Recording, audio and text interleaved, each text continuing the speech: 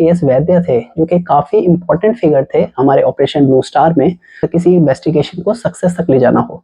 हमने सर से जाना पब्लिक एंड मीडिया का कितना बड़ा रोल रहा इस इन्वेस्टिगेशन में। तो आई होप आप सबको ये केस बहुत पसंद आएगा। So let's get started.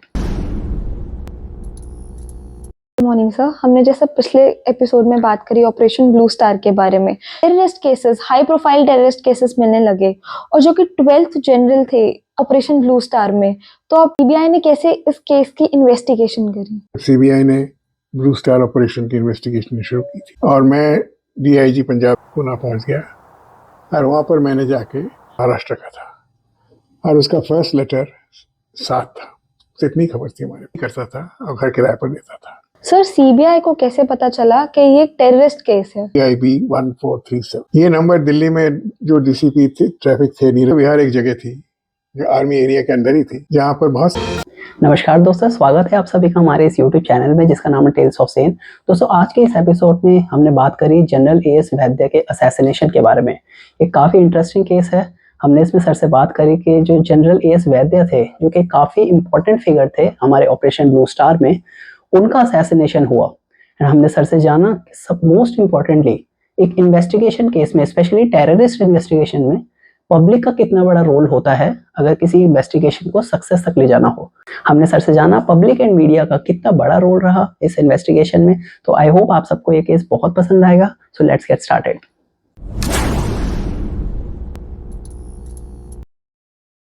Morning sir, हमने जैसे पिछले एपिसोड में बात करी ऑपरेशन ब्लू स्टार के बारे में, जो कि एक पहला इंस्टेंस था इंटरनल डिस्टर्बेंस इन इंडिया। उसके बाद ऐसे क्या सर्कमस्टांसेस आए जो सीबीआई को terrorist cases, high profile terrorist cases मिलने लगे और जो कि 12th जनरल थे आर्मी जनरल एएस वैद्य, उनके आफ्टर 2 years असैसिनेशन हो गया। एक बहुत ही सिग्निफिकेंट उनका रोल था ऑपरेशन ब्लू स्टार में। तो अब सीबीआई ने कैसे इस केस की इन्वेस्टिगेशन करी? As chief of army staff general AS Vaidya को मेन रोल था the architect for clearing the Golden Temple of all terrorist. उन्होंने ही प्लान बनाया with the help of his subordinates और उन्हीं के इशारे पर सारा आर्मी एक्शन हुआ। तो for the terrorist he was the main culprit. उनको असैसिनेट करना उनका एक मन बन गया था और ये आर्मी को पता भी था और उनको भी पता था और पुणे पुलिस को भी पता था। पुणे पुलिस ने उनको एक हेड कांस्टेबल सिक्योरिटी गार्ड दिया था, रामचंद्र शीरसागर, जो उनके साथ हमेशा रहता था। वो समझते थे उनकी प्रोटेक्शन के लिए वो काफ़ी है, पर देखा गया वो काफ़ी नहीं था और उनकी हत्या हो गई। अब ये हत्या हुई 10 अगस्त 1986 पुणे कैंटोनमेंट एरिया में अभिमन्यु रोड पर दिन के 11:30 बजे। और ये इन्वेस्टिगेशन पुणे पुलिस ने ही शुरू कर दी, पर प्रेस में ये खबर आने लगी कि सीबीआई को केस मिलना चाहिए और गवर्नमेंट ऑफ महाराष्ट्र ने अल्टीमेटली तय किया ये तफ्तीश सीबीआई को दिया जाए। सीबीआई में टेररिस्ट इन्वेस्टिगेशन का शुरू श्री गणेश तो तभी हो गया था जब सीबीआई ने ब्लू स्टार ऑपरेशन की इन्वेस्टिगेशन शुरू की थी और मैं डीआईजी पंजाब सेल था। तो मुझे ही कहा गया जिस तफ्तीश को आप हंसवा लेंगे और पुणे पुलिस के लोग आपको असिस्ट करेंगे। हत्या के 7 दिन बाद 6 अफसरों के साथ पुणे पहुंच गया और वहां पर मैंने जाके इस तफ्तीश का चार्ज लिया और मैंने तफ्तीश शुरू की। मेरे पास क्या इन्फॉर्मेशन थी वो मैंने अच्छी तरह से देखा, पढ़ा, सुना, डिस्कस किया मेरे अफसरों के साथ। मुझे यही बताया गया कि general Vaidya man of habit थे। वो हर सैटरडे को या वंस ए वीक अपने वाइफ भानुमति वैद्य के साथ अपने मारुति कार में 800 में खुद गाड़ी चला के मार्केट जाते थे, वहाँ से प्रोविजंस खरीदते थे और उनकी एक दुकान थी जहाँ से वो कबाब खरीदते थे। उनको बहुत पसंद था कबाब और एक ही दिन एक ही टाइम निकलते थे और एक ही रूट फॉलो करते थे। और जिस दिन 10 अगस्त को वो वापस आ रहे थे 11:30 बजे करीब अभिमन्यु रोड पर, एक मोटरसाइकिल, हिंदू सुजुकी मोटरसाइकिल में 2 आदमी उनके पास गाड़ी के नज़दीक आए। गाड़ी बहुत धीरे चला रहे थे वो और पिलियन राइडर ने गोली चलाई, अंधाधुंध गोली चलाई, बहुत से गोली चले।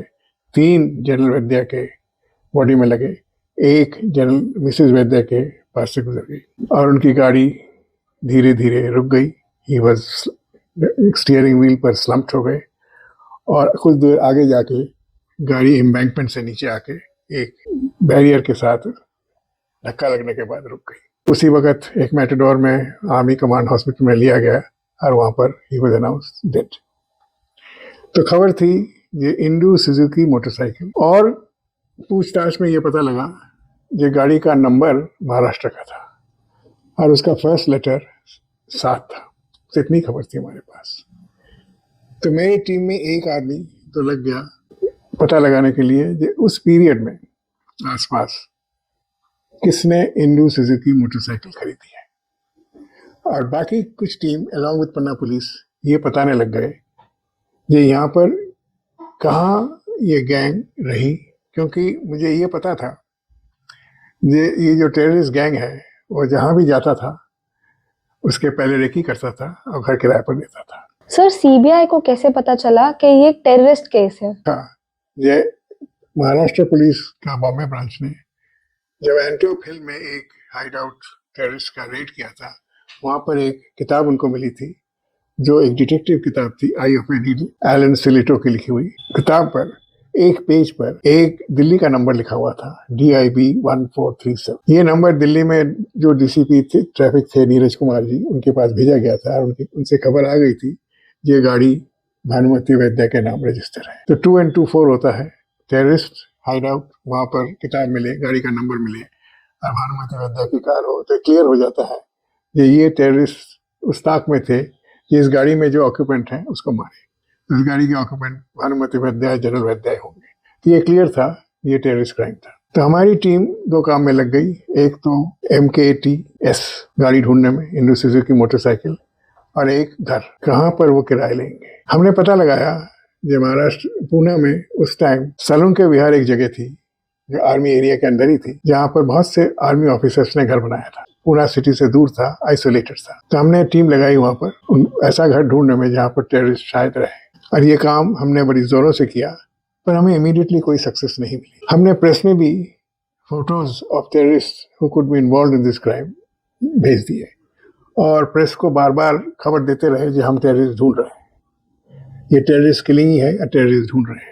जब 10 दिन बाद कोई सक्सेस हमें नहीं मिली तो हमने प्रेस को बुला के कहा जब आप इस मर्डर पर कोई रिपोर्ट मत दीजिए, सिर्फ इतना ही कहिए कि CBI टीम फेल करके चली गई। क्योंकि मुझे पूरा भरोसा था ये टेररिस्ट जिन्होंने जनरल वैद्या को मारा है उनका जो मोडस ऑपरेंडी में जानता था बाय दैट टाइम, ये किलिंग करने के बाद, क्राइम करने के बाद वहाँ रहते नहीं है, वहाँ से फरार हो जाते हैं, और फरार होते हैं कुछ साथ नहीं रखते हैं, कोई असला, कोई निशानी जो उनको किसी क्राइम से जुड़ सकते हैं वो अपने साथ नहीं रखते हैं। तो मैं एश्योर्ड था ये सारे क्राइम करने के जो टूल्स उन्होंने इस क्राइम में यूज़ किया है उनके साथ नहीं होंगे, वो उन्हीं के घर में पड़े हैं जो घरों किराए पर लिए होंगे। तो 2 काम मैंने लोकल पुलिस को कहा, एक तो आप घर का सर्च कंटिन्यू करिए और एक आप अंडर वॉच रहिए क्योंकि आएंगे वापस, ज़रूर आएंगे और आपको इनको पकड़ना है। और ये मैं कह सकता हूँ दावे के साथ जो पुणे पुलिस ने हमारा बहुत साथ दिया। करीब 300 लोग लगा दिए इसने, फुट सोल्जर्स हैं लोग जो हमको असिस्ट करते, हम तो सिर्फ छात्र ही थे, पर हमारे डायरेक्शन में वो काम करते रहे और जोरों शोरों से करते रहे, क्योंकि उनके लिए भी बहुत शर्म की बात थी ये खबर रहते हुए भी, ये नंबर उनको ले जाने के बाद भी ऐसा एक हादसा हो गया। और जनरल साहब, जनरल AS वैद्या जो पूना के लिए बहुत मशहूर थे और महाराष्ट्र के लिए मैन ऑफ प्राइड थे, उनका पूना में इसी तरह गोली से हत्या हो गई थी और किस्मत ने भी साथ दिया। सितंबर में गणेश चतुर्थी के पहले दिन, वो शायद 7 सितंबर था 1986, कुछ दिन बाद खबर आई मुझे ये 2 आदमी पकड़े गए हैं। कैसे पकड़े गए हैं? मोटरसाइकिल, इंडो सुजुकी मोटरसाइकिल जिसका नंबर वही था MFK 7518, उसमें पूना से बम्बई जा रहे थे और पिंपरी के पास उनका एक ट्रक को ओवरटेक करते हुए स्किडिंग हो गई और दोनों राइडर्स गिर गए। और जब गिरे तो लोग भागते हुए उनके असिस्ट करने आए तो देखा उनके पास असला, और वो भी खड़े होकर कह दे भागो, हम लोग नक्सल, हम लोग खालिस्तानी हैं। ये चीज़ एक टेलीफोन ऑपरेटर जो वहाँ से गुजर रहा था, जो रात को नशा किया था, पर दिन को वो नशा करने के बाद घर जा रहा था, उसने देख लिया और वो पिंपरी पुलिस स्टेशन में फौरन गया और जाके उसने ये खबर दी। अब पुलिस तो अलर्ट थी, पुलिस को तो खबर थी कि ऐसा कुछ हो सकता है। तो वहाँ के जो पठान साहब SHO थे, फौरन रनिंग जीप में जो खड़ी रहती थी बाहर, उसमें बैठे और फोर्स के साथ वो उस जगह इंसिडेंट जहाँ पर एक्सीडेंट हुआ था वहाँ गए। वो नहीं मिले वहाँ पर। पता लगा कि वो मोटरसाइकिल छोड़कर पिंपरी पुलिस रेलवे स्टेशन की तरफ भागे। वहाँ गए और रेलवे स्टेशन प्लेटफॉर्म में उनको देख लिया। मुठभेड़ हुई, उन लोगों ने रिवॉल्वर निकाला और गोली चलाई। वही रिवॉल्वर जिससे उन्होंने जनरल वैद्य को मारा था। बाद में पता लगा उसी रिवॉल्वर से ललित माकन जी को मारा है, प्रोफेसर हेमंत तिवारी को मारा है। पर भगवान का शुक्रगुजार है जो गोली चली नहीं, चल रिवॉल्वर जैम हो गया और उनको उन लोगों ने पकड़ लिया। बस वो मिलते ही हमारी टीम को खबर मिली और हमने इंटरोगेशन शुरू किया। उस इंटरोगेशन में साफ हुआ जी सुक्खा और हरजिंदर सिंह जिंदा दोनों ने मिला के ये असैसिनेशन किया है। वही सुजुकी इंडो सुजुकी मोटरसाइकिल 10 अगस्त को चला रहे थे। ये खबर मिलते ही मैंने प्रेस का शुक्रगुजार किया, प्रेस को बुला के उनसे बात की कि आपने जो साइलेंस रखा हमारे कहने पर, इससे ये समझ गए कि अब तो उन पर कोई रेड नहीं होगा। तो वो वापस आके असला लेने आए और एक्सीडेंट से पकड़े गए, पर ये भगवान की इच्छा थी जो पकड़े जाए, इसीलिए आप ही के एरिया में वो पकड़े गए। उसके बाद हमारा इन्वेस्टिगेशन खुल गया, उनकी इंटरोगेशन की गई। इंटरोगेशन बड़ी अच्छी हुई, धीरे धीरे सारी बात उन्होंने हमें बताई और उस बात जो उन्होंने बताई उसी बात को फॉलो अप करने हमने एक्स्ट्रा एविडेंस कलेक्ट किया और उन दोनों हरजिंदर सिंह जिंदा और सुखदेव सिंह सुक्खा को फांसी हुई इस केस में। सर, जैसा कि आपने बोला कि पुणे पुलिस ने आपका बहुत साथ दिया, तो सर और कोई समस्या आपको कॉर्पोरेशन में आई? आपने कैसे इस केस को इन्वेस्टिगेट किया? समस्या रही, उनका केस था, वो तफ्तीश कर रहे थे, उनसे तफ्तीश लेकर हमको दिया गया, सरकार ने दिया और उनको कहा गया साथ दो। अब उनका कॉर्पोरेशन हमें जुगाड़ करना था कि एक तो हमारा अपना बिहेवियर उनके साथ ऐसा होना चाहिए था जो वो समझे वो हमारी टीम के बन गए।